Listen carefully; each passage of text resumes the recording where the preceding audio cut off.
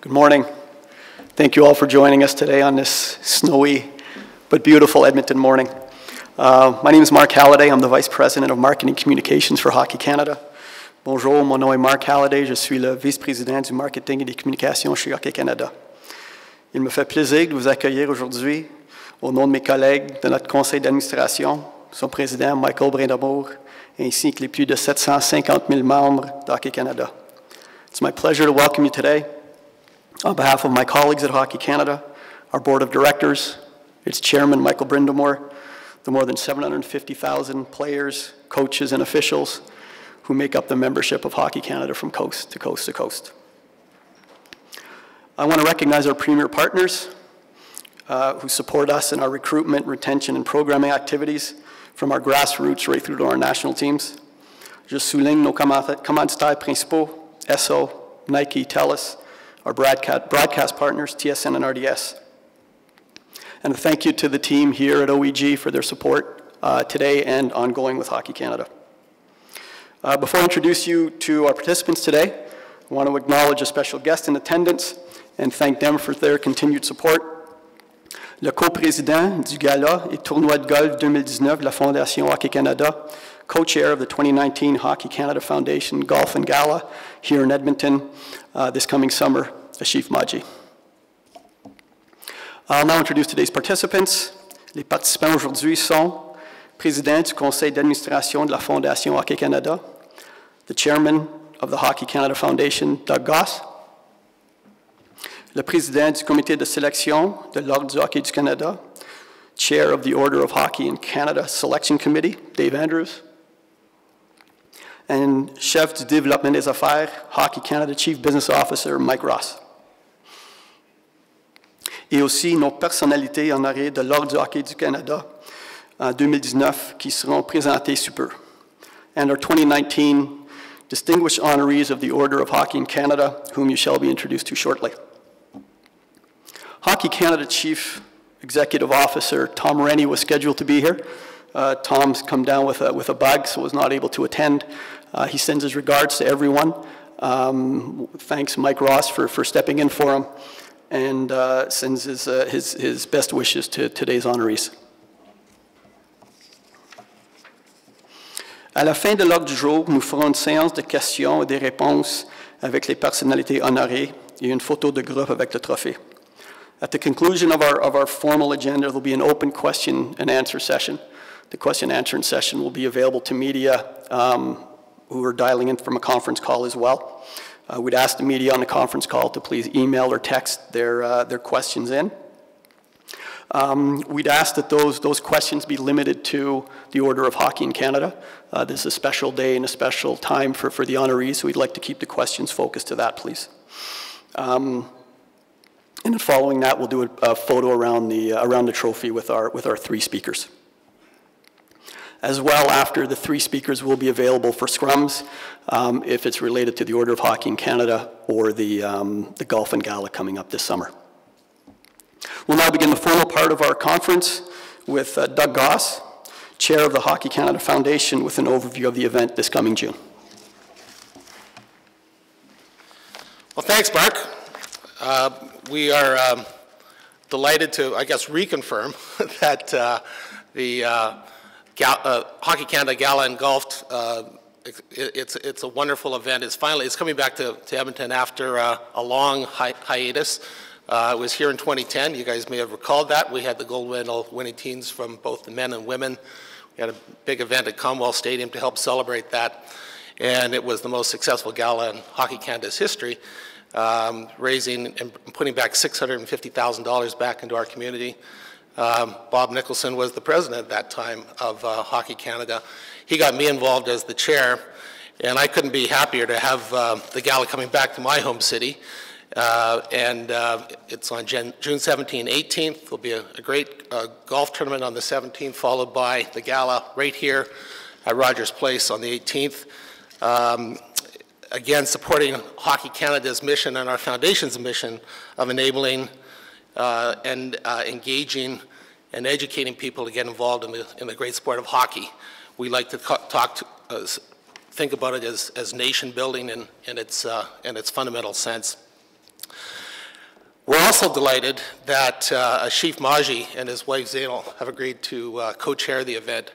Anyone who's been around this city knows that Ashif and Zainal, when they put their stamp on something, it turns into an extraordinary event, and I have no doubt that this is going to be an extraordinary event. At the gala, we'll be honoring the inductees to the Order of Hockey in Canada. You're going to hear more about that later. We'll also be honoring all our gold medal teams, and I was really pleased to see our women's U18 team win the gold medal in Japan. They'll be here to receive their rings as gold medal champions. As any other team that wins, we've got our fingers crossed for both our men and women for this spring.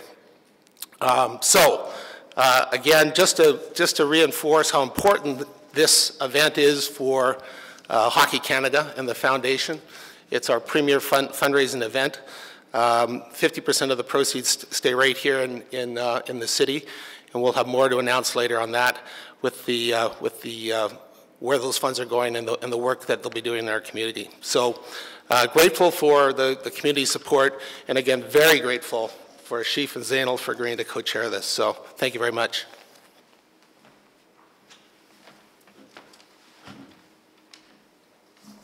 Thank you, Doug. Merci.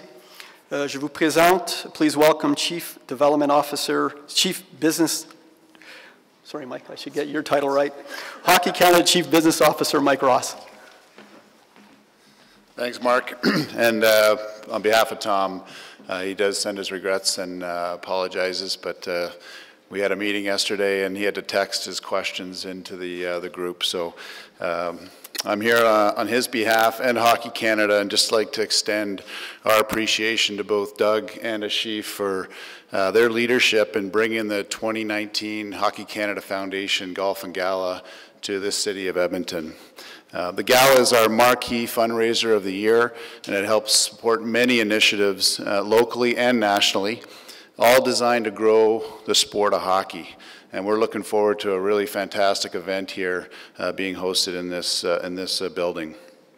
I'd also like to thank Dave Andrews on behalf of Tom as well, and the Order of Hockey Canada Selection Committee for their care and attention that they bring to the selection process. From nomination to the final election of this year's distinguished honorees, the committee has done an outstanding job. The Order of Hockey in Canada is all about acknowledging and celebrating those who contribute to the development of our great game, and we look forward to celebrating with them here at the Gala on June 17th and 18th, and also celebrating our gold medal teams, including the recent one with our women's U18 team who just won gold in Japan. So thank you, and congratulations to the distinguished honorees you'll hear about right now.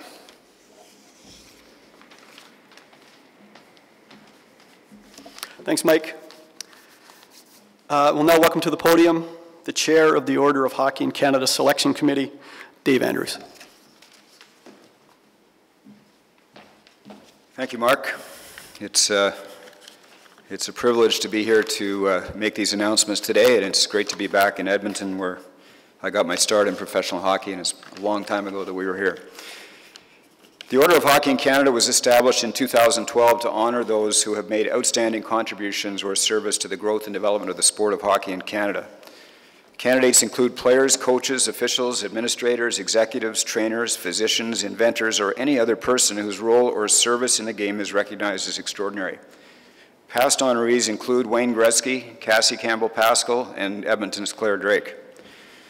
The selection committee is made up of 12 members who represent the sport of hockey in Canada, both amateur and professional, and it is our mandate to nominate and elect candidates as distinguished honorees of the Order of Hockey in Canada through secret ballot.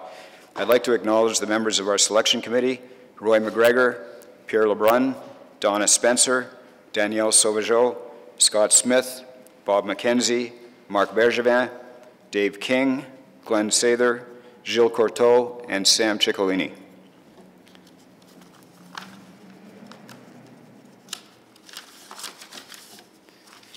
Without further ado, it is my pleasure on behalf of Tom, who couldn't be here, to step in as chair of the selection committee to announce this year's distinguished honorees. I will not attempt to list their extensive accomplishments, but I'll highlight a few. Our first distinguished honoree is a Hockey Hall of Fame inductee and one of the most decorated players in the history of women's hockey. She has a trophy case that includes 4 Olympic gold medals, 7 IIHF Women's World Championship gold medals, and she is currently serving as the Commissioner of the Canadian Women's Hockey League, Jayna Hefford. Our second honoree is one of the most respected minds in the game. Having mentored countless coaches and players, he has used his expertise and experience to help grow the game around the world. He was the chair of the hockey committee for the 1988 Olympic Winter Games in Calgary, and in 1994 he coached Team Canada to their first World Championship gold in 33 years, George Kingston. Our third and final honoree has been a fixture on the Team Canada bench, coaching 7 different teams over more than 25 years. He's a 3-time Olympic gold medalist and also a Stanley Cup champion. He has been honored twice as Western Hockey League Coach of the Year. He's won the NHL's Jack Adams Award as Coach of the Year, Ken Hitchcock.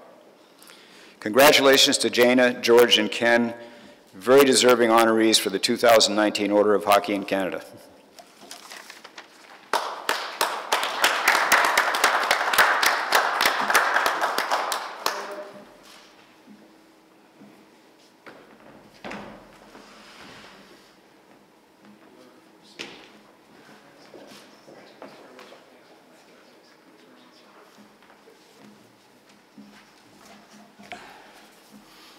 Thank you, Dave, and congratulations to all of our distinguished honorees.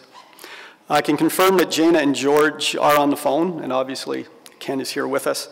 Before we open the line to questions, I'd like to remind media on the telephone to please email or text in their questions, and we will have our team relay them here.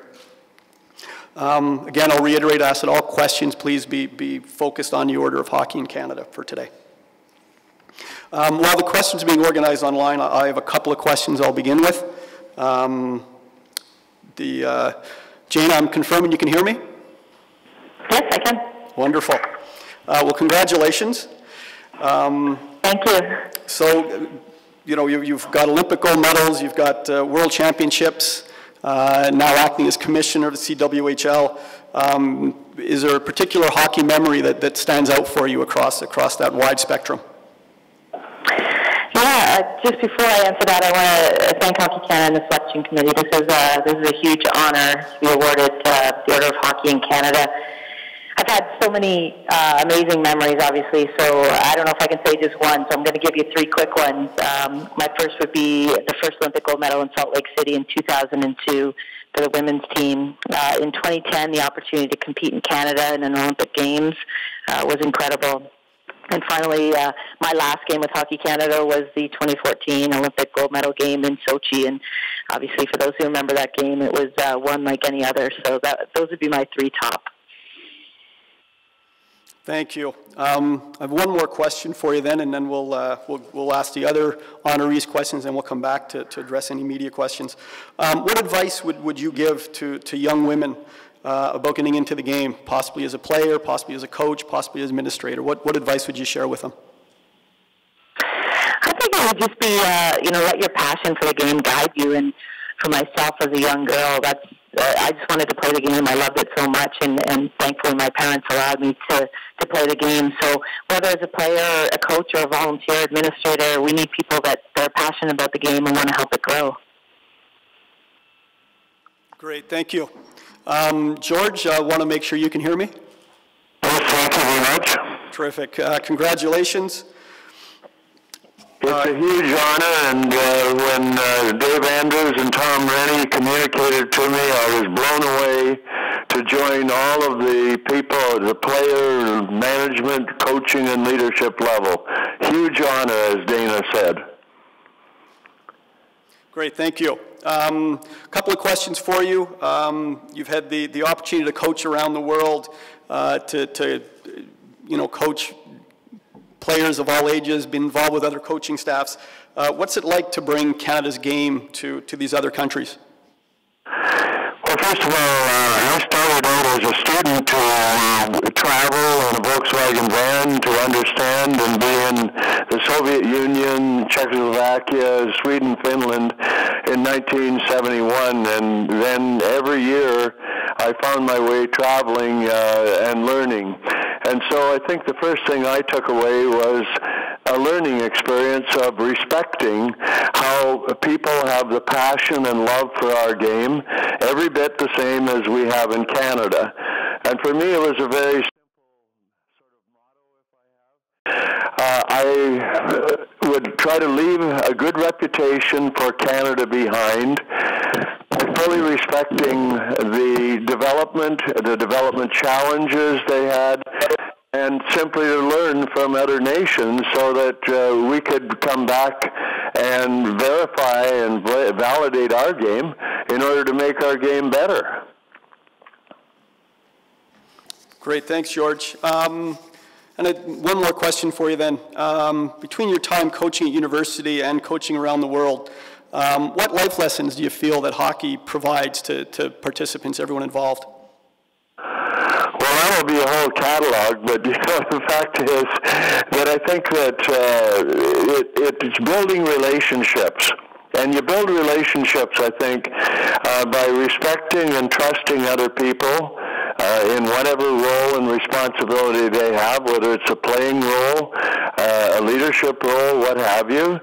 And when you're dealing with athletes, everyone has the passion for the game, the love for the game. And I'll illustrate maybe the least powerful hockey nation, that was Mexico. When you have players that travel for 4 hours to get to an arena 3 times a week at 11:15 on ice in the evening, and then they're off ice at 12:45 in the morning, and they travel back for 4 hours away from the arena, you know that they love and want to play the game. How could we as coaches or leaders not want to work with those athletes? These are the same athletes the world over, whether at the professional level or the development level. And I've been so fortunate to work with so many great coaches and leaders in Canada, and some of them on the selection committee. And then you have Ken Hitchcock there, and Claire Drake, Murray Smith. You have Edmontonians that were huge in my development, because I came off a farm in Saskatchewan and landed in Edmonton.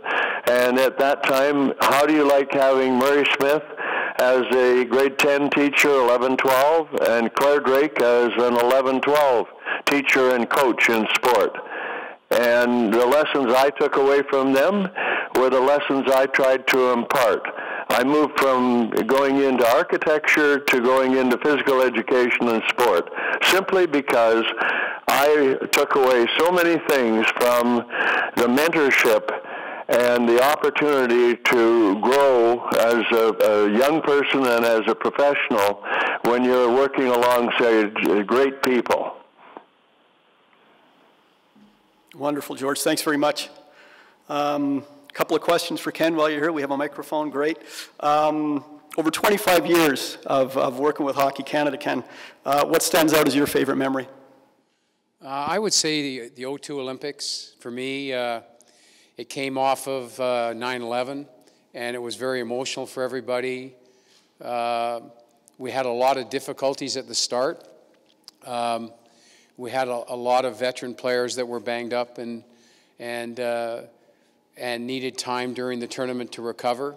And to see a team come together like that, and to see a team play that well in the end was really impressive. And it was my first experience at extreme leadership, where I saw what Mario and Steve and Al McGuinness and Rob Blake, the difference they could make. And it was a great experience. Like I said, it was in the United States, and there was a high intensity level to every part of every event, and it was just impressive the way the team came together. And what advice would you share with hockey coaches, regardless of the age, regardless of the level? What would be your words of wisdom to hockey coaches out there? Well, we have a really difficult challenge in that we're trying to take players to a place they can't get to themselves. And that's really what coaching is. And just my advice is that they don't follow the technical knowledge, they follow your passion.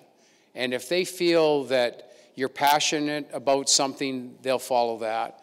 And if they feel that you have their best interests and you feel good about getting them to a place they can't get to themselves, they'll follow you anywhere. And for me, I think right now in coaching that there's an understanding that we're in the people business, and that the better we can make them feel about themselves, the more they're going to give us back. And for me, this whole experience with Hockey Canada, first of all, to go in with Jayna, and I met Jayna in 2002, and I've known George for almost 50 years.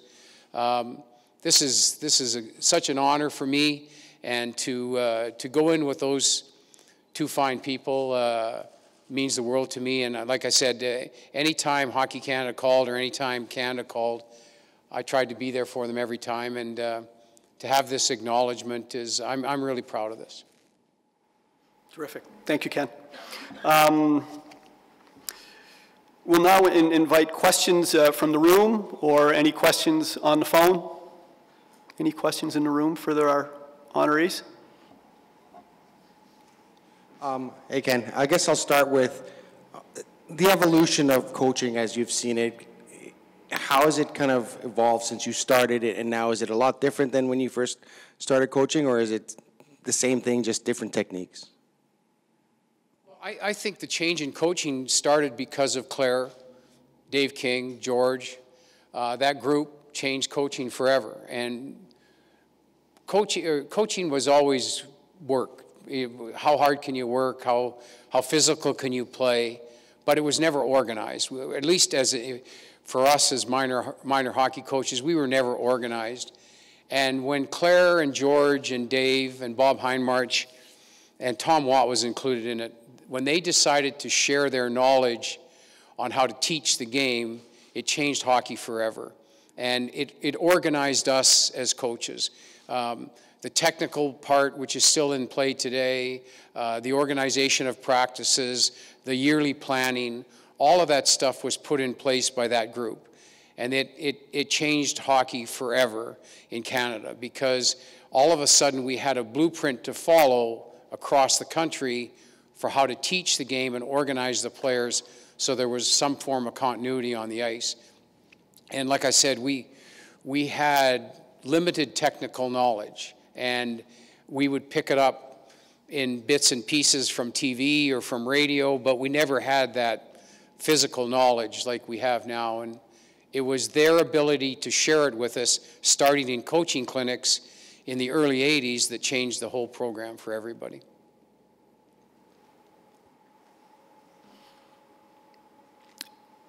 Another question from the room? This is for the selection committee. Just given how relatively new the Order of Hockey Canada still is, how difficult is the selection process, considering how many people have given to this game over the 100 and some odd years of hockey in this nation? It's a really interesting process because of the mix of people we have on the committee. The nominees each year, there's a wide cross-section of different people who have made different contributions to the game in different parts of the country. And in order to be inducted, you require a three-quarter vote of that group. Three-quarters of the votes, you have to be on their ballot. So it's not an easy thing to get there. And there are quality candidates every year who are not successful, who easily could be. So yes, it's a difficult task. And there is no one coach, one player, one man. None of that is there. It just sort of comes out, and it's amazing every year how the ballots. It's a secret ballot, and it's actually managed by the Hockey Hall of Fame in terms of actually the ballot counting and so forth. And every year we've had just such an interesting mix of male players, female players, professionals, coaches. And every year we've got a gala that's going to be fantastic because of the nice mix of people that we have who've had such great accomplishments in our game.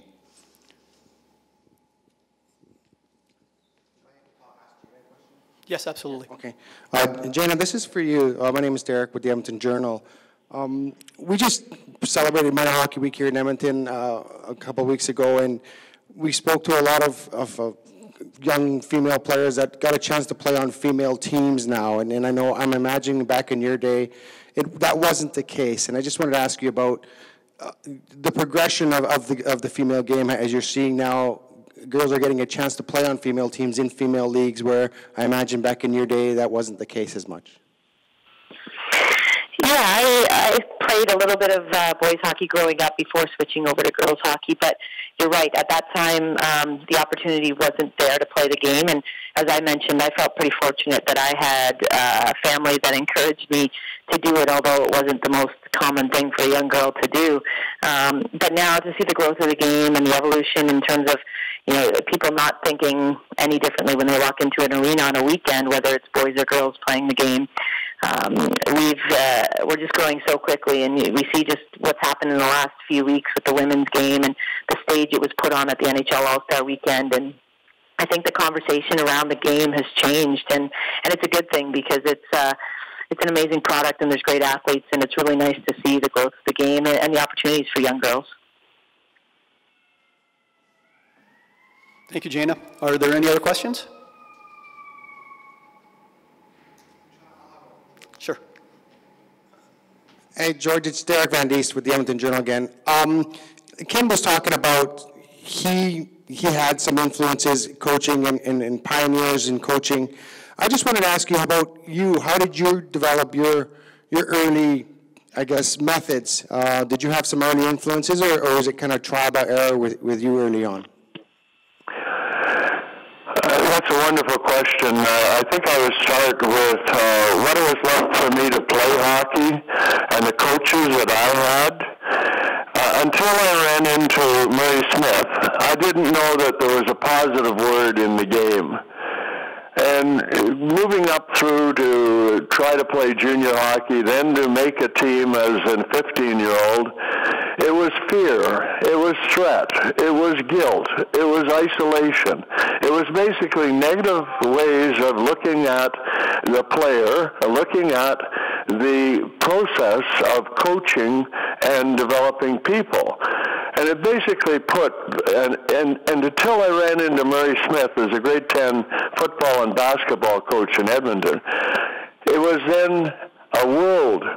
You're to be an athlete that can become better. This is a good day, but tomorrow's got to be a better day. And so the whole paradigm of coaching shifted within a year.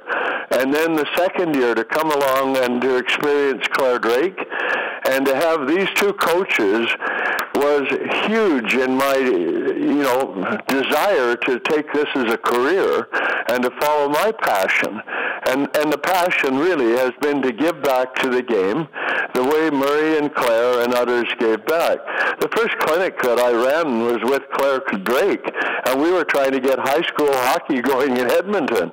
And we had about 7 coaches, and I talked Claire into coming, and he said, well, if I'm coming, you're speaking. That's who Claire Drake was. You were expected to give back to the game and share credit, but for sure, share your knowledge. There are no secrets in the game, but at the earliest period of time, I just finished a marvelous book, Dial Fielder. I just wanted to play hockey, and it capsules a lot of what it was like, and from that, what it was like, then the whole platform and paradigm of coaching has changed. There were plantation owners, as I call them, in the National Hockey League when there were only 6 teams. And they could disrespect and disregard players, and there were still so many players that wanted to play the game. But now, the paradigm has shifted in a really good way towards development. And my life in hockey has been really one of development. And what a great place to be to mold a life experience. Wonderful.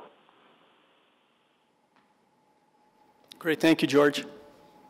Well, thank everyone for attending today.